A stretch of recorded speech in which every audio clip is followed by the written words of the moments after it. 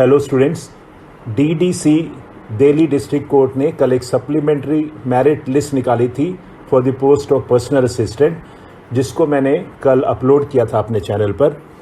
इस लिस्ट में उन्होंने उन सभी 310 एडिशनल कैंडिडेट्स को इंटरव्यू के लिए जो बुलाया था 20 जून को, उनका रिज़ल्ट दिया है। हालांकि इंटरव्यू हुए थे 20 जून को, और जो लोग कोरोना अफेक्टेड थे उनका 27 जून को इंटरव्यू शेड्यूल किया हुआ था, करना था उन्होंने, और उम्मीद थी कि इसमें थोड़ा और टाइम लगेगा। लेकिन कल उन्होंने डीडीसी ने प्रॉम्प्टली एक रिज़ल्ट इशू कर दिया, जिसको हम देखते हैं, अभी रिव्यू करते हैं उसमें क्या स्टेटस रहा। इस लिस्ट में हर कैंडिडेट के नाम के आगे उसका स्टेटस दिया गया है, और अराउंड 188 कैंडिडेट्स जो है उनको they have been recommended for appointment, और उसके बाद 25 कैंडिडेट्स जो हैं they have been empanelled against I would say future vacancies. उसके बाद 25 कैंडिडेट्स जो हैं वो एब्सेंट रहे। 2 कैंडिडेट्स ने इंटरव्यू में क्वालिफाई नहीं किया, और 70 कैंडिडेट्स को ब्लैंक दिखाया गया है, which means they have not been recommended. सबसे पहले मैं उन कैंडिडेट्स, जो भी 188 कैंडिडेट्स हैं जिनको रिकमेंड किया गया है, मैं उनको कॉन्ग्रेचुलेट करता हूं इसके लिए।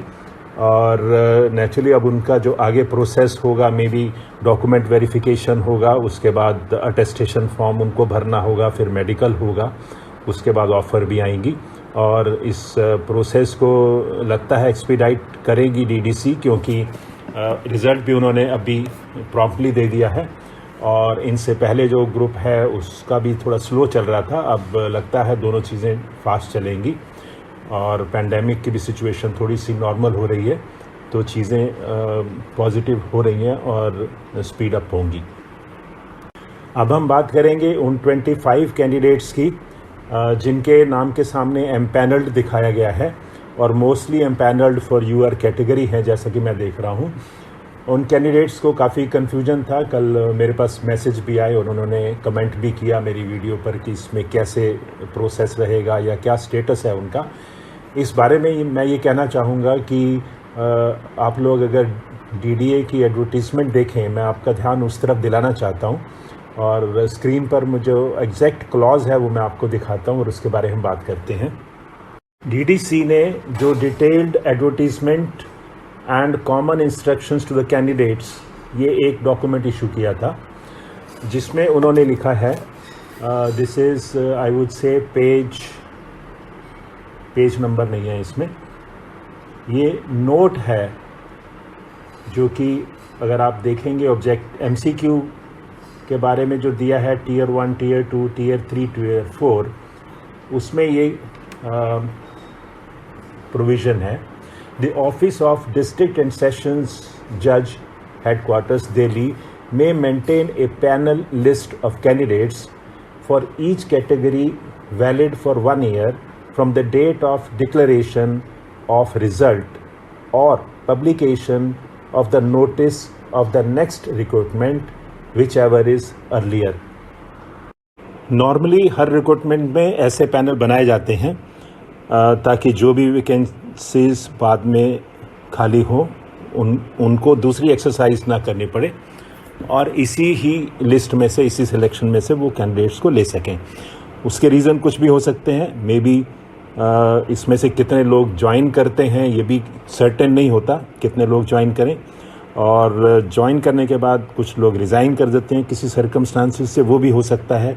उसके बाद एडिशनल वैकेंसीज भी हो सकती हैं, उसके बाद एक्सपेंशन भी हो सकती है, और किसी भी रीज़न से अगर पोस्ट कोई खाली होती है, मे बी किसी को निकाल देते हैं, तो पोस्ट की खाली जब किसी भी रीज़न से हो जाती है तो उनका पैनल जो है ये 1 साल तक वैलिड रहता है, और उसमें से वो कैंडिडेट्स को बुलाते रहते हैं। और अगर हम 25 नंबर की बात करें तो इसमें पॉसिबिलिटी बिल्कुल ऐसी है कि ये 1 साल से पहले ही सब जो है पैनल यूज़ हो सकता है। मेरे हिसाब से तो 3-4 महीने में ये सब पैनल एब्जॉर्ब हो जाना चाहिए, क्योंकि काफ़ी लोग हैं जो और जगह भी सिलेक्ट हो जाते हैं, या एसपीए हो जाते हैं या किसी और रीज़न से। तो जो भी इसमें 25 कैंडिडेट्स हैं उनको निराश होने की ज़रूरत नहीं है. They have been selected. पहले तो ये वो सोचें, they have been selected but not recommended. Selection उनका हुआ है, उनको कुछ और नहीं करना. हो सकता है उनसे प्रोसेस वो कराएं, हो सकता है प्रोसेस बाद में करवाएं, जो भी होगी डीवी वगैरह की. लेकिन इतना है कि उनको जब भी नेक्स्ट वैकेंसी होगी तो इमीडिएटली फिर वो कॉल करके अपना प्रोसेस शुरू कर देंगे. उनको दोबारा कुछ सिलेक्शन नहीं करना पड़ेगा. तो आई वुड से कि they should have all the hopes. और कोई भी, मेरे को 1% भी ऐसा नहीं लगता कि इसमें कोई रह जाएगा. तो हाँ, समय की बात ज़रूरी है. कितना समय लगता है वो अब कोई भी इस बारे में कुछ नहीं कह सकता कि इसमें से कितने ज्वाइन करते हैं, कब करते हैं, कैसे रहते हैं. It will take time. ठीक है. जैसा कि लिस्ट में हम देख रहे हैं 2 कैंडिडेट्स ने क्वालिफाई नहीं किया.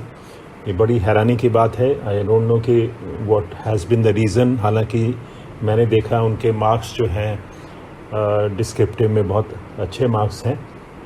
Any how they should introspect कि क्या रीज़न रहा है. उसके बाद 70 candidates have not been recommended. उनको मैं ये कहूँगा कि डियर, आप किस रीज़न से ऐसा हुआ है इंट्रोस्पेक्ट करिए. Maybe because of marks, maybe because of interview, maybe because of some reservation, reserved category issues, कई भी हो सकती हैं. But whatever is there, the result has been declared. So आप निराश मत होइए. Maybe god has some better plans for you. Positive रहिए, पॉजिटिव सोचिए और अपने जो भी डेली रूटीन है उसको करते रहिए. आई विश के गॉड आपको जल्दी और कंपनसेट कर दे इस बारे में. This is what I can say. That's all. That's what I wanted to say. Thank you. Bye.